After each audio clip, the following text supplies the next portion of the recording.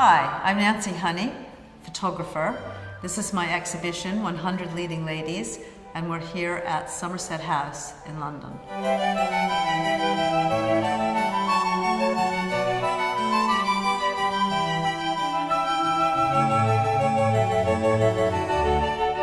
100 Leading Ladies is a project where I photographed and interviewed 100 senior influential British women. I had long since been fascinated with older women, and I actually had done a project about older women about 20 years ago. And I was also very, very fascinated with women who were high achievers. How did they manage? Did they actually have time to have a family as well as a very high achieving job? So I decided that it was really important to not only photograph women over 50, 55 years old in this country who have influenced our way of life, but also to interview them. So that gave them a voice. And I commissioned former Times journalist Hattie Garlick to do that because she's younger generation than I am, and so I wanted to get the younger generation's views as well.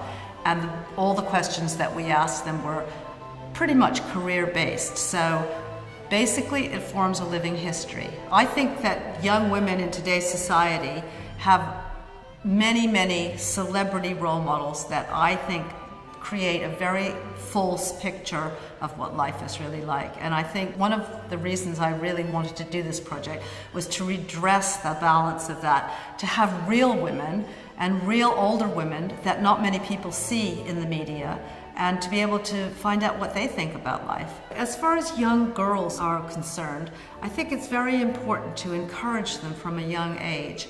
And the reason I thought it was important to have 100 faces, 100 women over the age of 50 is not only to give them examples of how all of these high-achieving women have managed their life, but also to inspire them to think that anything's possible.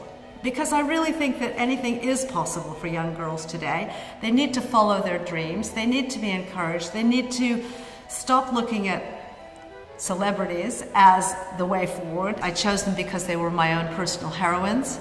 I chose them because they were famous women of influence. I chose them because the women who I photographed at the very beginning suggested other people. And then because this is almost 3 years' work, all of my friends and everyone I'd ever met suggested people. So, and so I wanted it to be all walks of life. I kept broadening it out and trying to find women in different areas. I decided where to shoot each woman because it was very important to me that this was a collaborative project. So I asked each woman where she goes for inspiration, to relax, or just to think. So the women actually chose where I photographed them. Right from the beginning, one of my dreams and aspirations for the project was that it enters into education somehow.